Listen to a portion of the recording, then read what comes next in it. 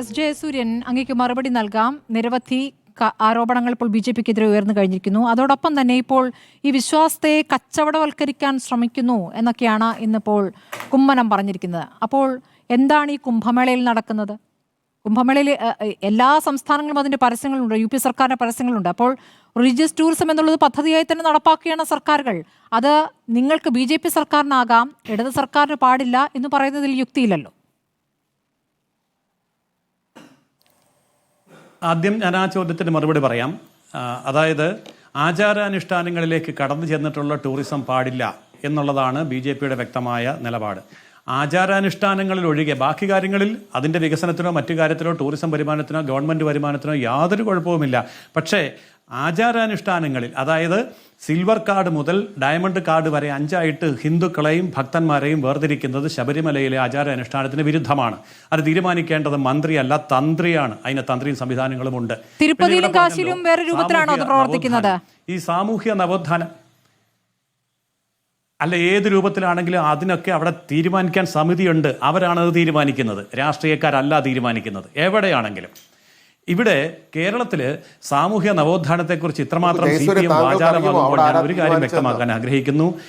കേരളത്തിൽ അല്ലല്ല ഞാൻ സംസാരിക്കുമ്പോൾ തടസ്സപ്പെടുത്തരുത്. അതായത് കേരളത്തിൽ തീണ്ടലും തൊടിയിലും ഉണ്ടായിരുന്നു, അത് മാറ്റിയത് രാഷ്ട്രീയക്കാരല്ല. ക്ഷേത്രപ്രവേശനം നേടിയത് രാഷ്ട്രീയക്കാരല്ല. വഴി നടക്കാനുള്ള സ്വാതന്ത്ര്യം രാഷ്ട്രീയക്കാരല്ല. വിദ്യാലയ പ്രവേശം കൊടുത്തത് രാഷ്ട്രീയക്കാരല്ല. മരുമക്കത്തായം നാറ്റി മക്കത്തായം ഉണ്ടാക്കിയത് രാഷ്ട്രീയക്കാരല്ല. വിധവാ വിവാഹം ഇവിടെ നടത്താൻ വേണ്ടി ശ്രമിച്ചത് രാഷ്ട്രീയക്കാരല്ല. ഇവിടുത്തെ സാമൂഹ്യ പരിഷ്കാരം ഹിന്ദുവിൻ്റെ ബാല്യവിവാഹമാണെങ്കിലും പുലപ്പേടി മണ്ണാപ്പേടി പോലെയുള്ള പഴയ കാര്യമാണെങ്കിലും ഇങ്ങനെ എണ്ണിയാലൊടുങ്ങാത്ത കാര്യങ്ങളുണ്ട്. ഇതൊക്കെ തന്നെ ഹിന്ദു സമുദായത്തിനുള്ളിൽ തന്നെ ഹിന്ദുക്കൾ തന്നെ മാറ്റിയതാണ് കാലാകാലങ്ങളിൽ. അത് മാറ്റാൻ ഹിന്ദു സമൂഹത്തിന് അറിയാം. അതിന് രാഷ്ട്രീയക്കാരുടെ സപ്പോർട്ട് വേണ്ട, അത് BJPയുടെ സപ്പോർട്ട് വേണ്ട, കോൺഗ്രസും വേണ്ട, CPM ഉം വേണ്ട. ഹിന്ദുക്കൾ തന്നെ മാറ്റിക്കോളും. ഞങ്ങളിതാ ഹിന്ദുക്കൾ ഇറങ്ങുന്നു എന്ന് പറഞ്ഞിട്ടാണോ? തീർച്ചയായിട്ടും അതെ. ജയസൂര്യൻ കഷ്ടമാണ് കേട്ടോ.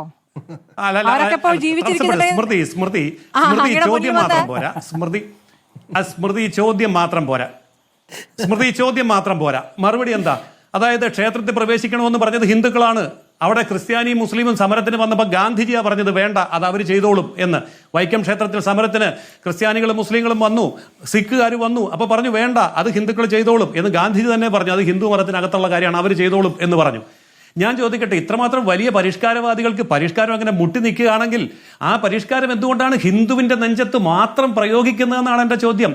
മുസ്ലിമിന്റെ ബഹുഭാരിത്വത്തെ എന്തുകൊണ്ടാണ് പരിഷ്കരിക്കാത്ത? വീട്ടിൽ പ്രസവം ഉണ്ടല്ലോ, എന്താ പരിഷ്കരിക്കാത്ത? സ്ത്രീകൾക്ക് ദേവാലയ പ്രവേശമില്ലല്ലോ മുസ്ലിങ്ങൾക്കിടയിൽ, എന്താ പരിഷ്കരിക്കാത്ത? സുന്നത്ത് നടത്തിയിട്ട് മരിക്കുന്നുണ്ടല്ലോ, എന്താ പരിഷ്കരിക്കാത്ത? ക്രിസ്ത്യാനികളുടെ ഇടയിൽ സ്ത്രീകൾക്ക് ക്രിസ്ത്യാനികളുടെ ഇടയിൽ സ്മൃതി തടസ്സപ്പെടുത്തരുത്. അല്ല സ്മൃതി തടസ്സപ്പെടുത്തരുത്.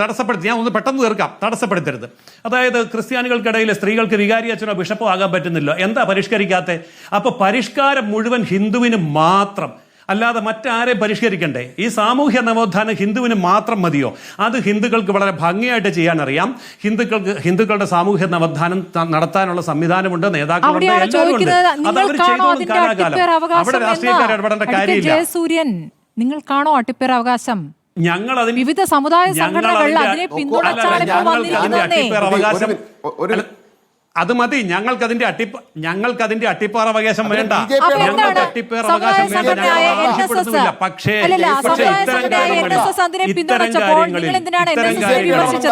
ഇത്തരം കാര്യങ്ങളിൽ രാഷ്ട്രീയക്കാർ ഇടപെടുമ്പോൾ കൃത്യം മറുപടി പറയാം. അല്ലാതെ ഞങ്ങൾ പറയട്ടെ, അതെന്ന് ഞങ്ങൾക്ക് മറുപടി ഉണ്ടല്ലോ, എനിക്ക് മറുപടി ഉണ്ടല്ലോ. ചോദ്യം മാത്രം പോരല്ലോ, മറുപടി വേണ്ടേ? ചോദ്യം മാത്രം പോരല്ലോ, മറുപടി വേണ്ടേ? അതായത് ചോദ്യം മാത്രം പോരല്ലോ, മറുപടി വേണ്ടേ? ചോദ്യം മാത്രം പോരല്ലോ, മറുപടി വേണ്ടേ? ജയസൂര്യ, മറുപടി പറയാൻ സമ്മതിക്കണം. സ്മൃതി, ഇത് എനിക്കുള്ള സമയമാണ്. സ്മൃതി, എനിക്കുള്ള സമയമാണ്. ഇടയ്ക്ക് വരുന്ന ചോദ്യങ്ങളാണെന്നേ. പറഞ്ഞോളൂ. അല്ല, ഞാൻ സംസാരിക്കുമ്പോൾ ഞാൻ മറ്റാരും സംസാരിക്കുമ്പോൾ ഞാൻ ഇടപെടാറില്ല.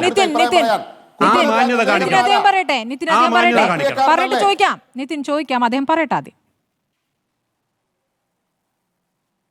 പറഞ്ഞോളൂ.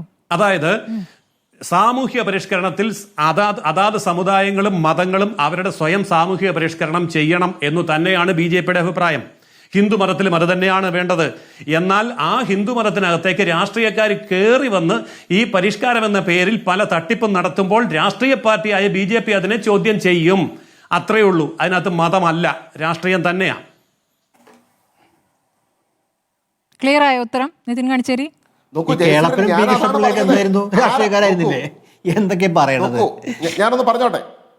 പറയൂ നിതിൻ, പറയൂ. ഗുരുവായൂർ സത്യാഗ്രഹം കേരളത്തിലും രാഷ്ട്രീയക്കാരായിരുന്നു. ഇവിടെ സംഗമത്തെ കുറിച്ച് അല്ല, നോക്കൂ, ആഗോള അയ്യപ്പ സംഗമത്തെ സംബന്ധിച്ച് എന്തിനാണ് BJPയുടെ സംസ്ഥാന പ്രസിഡന്റ് വേവലാതിപ്പെടുന്നത്? എന്തിനാണ് കുമ്മനം രാജശേഖരൻ വേവലാതിപ്പെടുന്നത്? അതാണ് ദേവസ്വം വകുപ്പിന്റെ മന്ത്രി പറഞ്ഞത്. ഇതിൽ രാഷ്ട്രീയം കലർത്തുന്നത് BJP ആണ്, RSS ആണ്. അപ്പോ നിതിൻ ഗഡ്കരി, ഒറ്റ കാര്യമുള്ളൂ, നിങ്ങൾ ഈ സമിതിയിൽ ആരൊക്കെ ഉണ്ട് എന്ന് വ്യക്തമാക്കൂ. അതോടുകൂടി പ്രശ്നം അങ്ങോട്ട് തീരുന്നേ.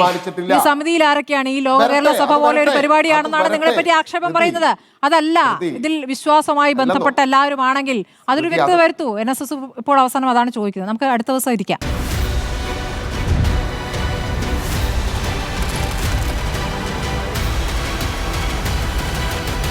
ഡിബേറ്റ് വിത്ത് സ്മൃതി പരുത്തിക്കാട്.